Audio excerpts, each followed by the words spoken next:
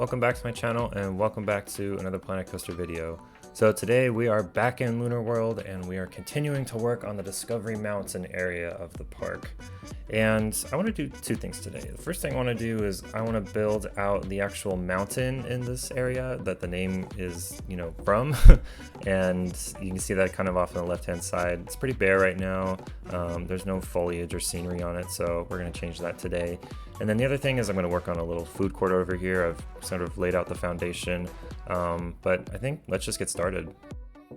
Alright, so jumping into the time lapse, the first thing I'm doing is working on the food court, and I struggled a little bit with trying to figure out what I wanted to do here, but then it came to me.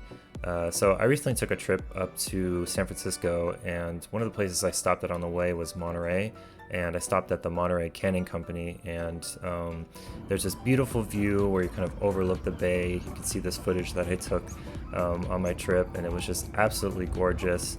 So both the Canning District and this overlook, I wanted to incorporate that into my park. So I decided to, make this the Luna Canning Company. And obviously it's just a small little food court, but I think the theme and what it's based off of is pretty interesting and cool. And that bay overlook was really fun. And I figured it worked well because the Canning District is also on the coast, and this little wooden deck is overlooking the lake in the park. You can see sort of other sides of the park and the Shoot the Chutes water ride that you can a little bit see off in the distance. So I think it made sense for the theming and the overall idea that I wanted to, the world that I wanted to build here.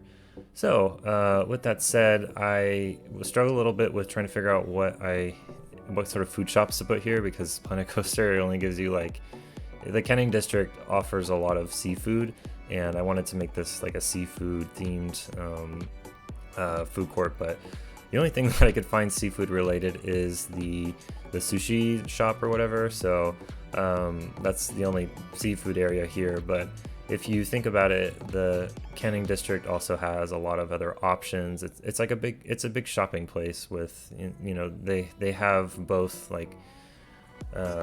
they have different types of food. There's bars, there's hotels, there's other things to do here than just get seafood. So I think it's fine if we had a couple other non-seafood shops over here. And yeah, so I'm actually kind of happy that I got this inspired off of a real thing that I've seen before. I think that was pretty cool and interesting. And, I think I want to continue to sort of do that sort of thing. And also what I'm doing right now is I am adding some seating, which I don't really have in the rest of the park. I'm realizing that a lot of areas that I've neglected in building this park is like park logistics and stuff. So for example, I don't have any staff rooms, and I don't have very many bathrooms. I don't have seating. So one of the things that I'm trying to do is think more logistically what the park would need, and part of that is obviously providing enough seating for guests. Like some of the older areas of the park that I've already built don't have these things, and I didn't think about them when I was building them. So moving forward, we're going to change that and make things a little bit better. Now starting back, looking back at the time lapse, I'm working on a little corner over here. I'm just adding a waterfall that kind of interacts with the couple rides that I have here. And I'm building this now because I wanted the whole area to sort of tie in with the food court and stuff. I have no idea what I'm naming this ride just yet. It kind of interweaves in and around the volcano, the mountain that I'm going to build. Spoiler alert. I'll get into that a little bit more later on, what my future plans are. But yeah, I just needed to add a little bit of scenery and sort of tie this area together. Actually kind of happy how this waterfall and this area where a lot of rides intersect. This is really what I love about this park, is it's multi-level, and you can go deeper and deeper. You can still find things that are deep within underground and things like that. So yeah. All right, now jumping back to the food court. So I wanted to make this next building off of the Monterey Bay Aquarium. It's right down from the big red Canning District sign in Monterey, and I thought it was pretty cool as well. And I figured if we're gonna make this like the Canning District, I might as well do some sort of recreation esque, and that's what I did with this building. And this kind of brings up another topic that I wanted to sort of discuss. And it's funny because I built this based off of something I've seen in real life and that I would have never have thought about if I hadn't had traveled. And I think I think I want to start incorporating more of that into my channel, like basing my builds off of real life things, and maybe doing some more like educational things about those places and why I decided to sort of recreate it in some sort of fashion. And if I can do some sort of like travel footage of it. Obviously that's a little bit difficult, so we might have to do with some other means of education and inspiration. I don't know if I can always travel like I went to San Francisco, So I don't know, we'll see. But I want to incorporate more of that, and showing real life what I'm trying to emulate. And I think it makes it a little bit more interesting than just staring at a single time lapse for like 20 minutes. So stay tuned for that. It's also just part of me trying to figure out what I want to do with my channel, like how I want to grow and how I want to present my content, what my style of YouTube video is, which I haven't really figured out yet. So I don't know, we'll see. I want to hopefully do some more traveling now that COVID's over, and maybe with that I can sort of incorporate different types of builds and areas I go into Planet Coaster. I think that'd be pretty cool. So yeah, and that kind of came with this this little area. And it was a quick stop in Monterey. My main destination was obviously to go to San Francisco, but I never really expected to.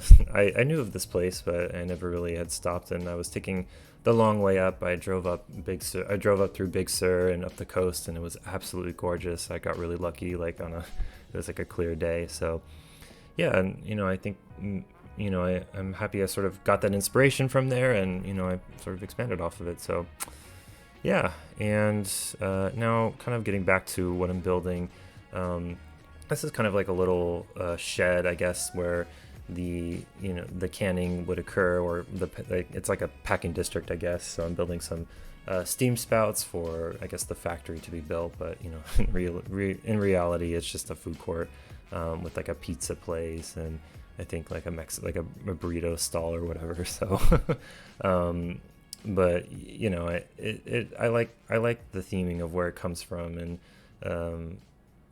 how I was inspired off of something that I've actually seen in real life. So I'm pretty proud of this area, if I do say so myself. And now we just got to add some signs with the typical like Planet Coaster branding, which I actually think is pretty cool. All my parks have these things, but they kind of bring a building together. And I actually really like these neon signs that they have. I think they look pretty cool at night. So we're just adding some of that here, and basically tying this building together. Oh, and I'm just adding some windows here. Now the windows, I think, actually really bring this building together.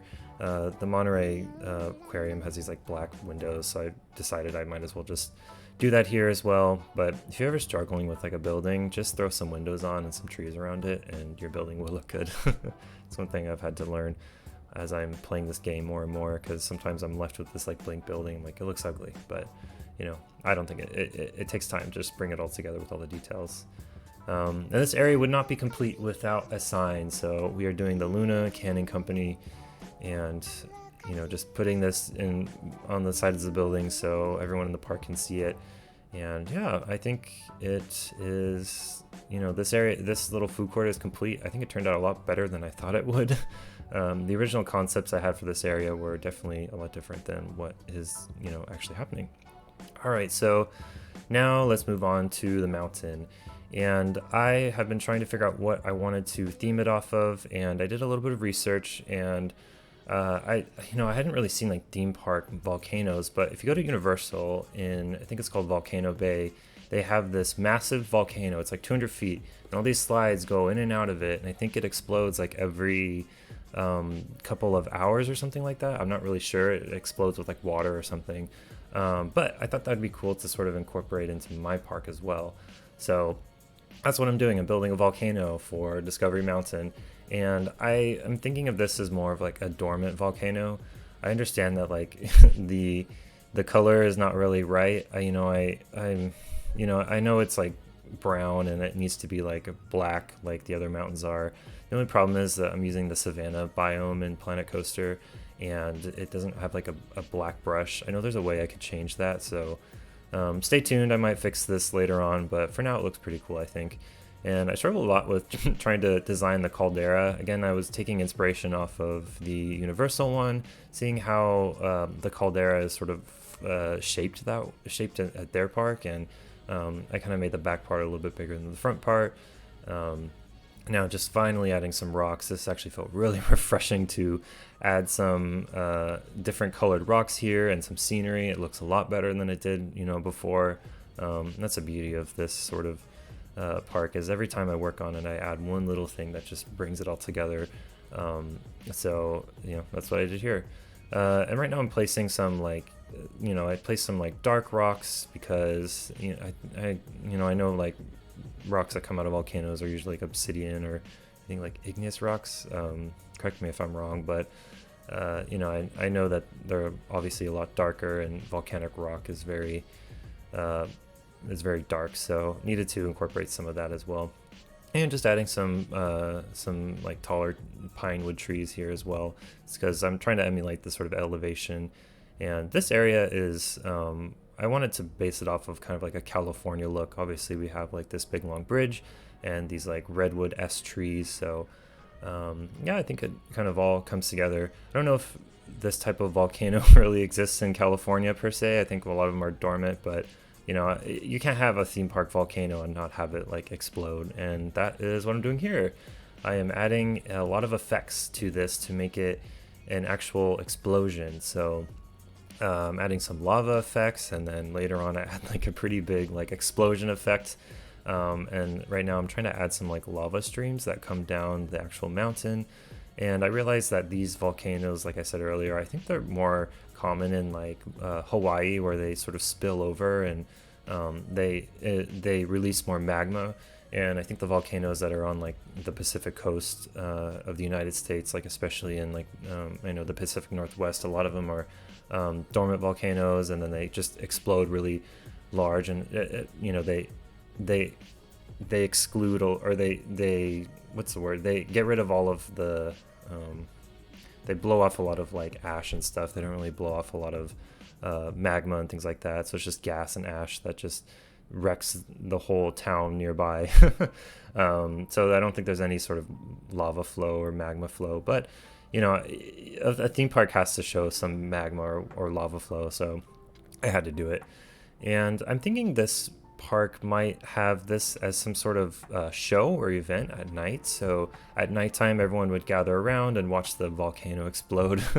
I'm thinking about, I want to do some sort of like nighttime spectacular or something like that. And I think part of that is the volcano. So we'll see. I want to do some sort of light show like World of Color that Disneyland does. I like how they have a lot of different things to it, so, or a lot of different effects, and they kind of use the park around them. But yeah, so anyways, I'm near the end of the time lapse. Thank you so much for watching.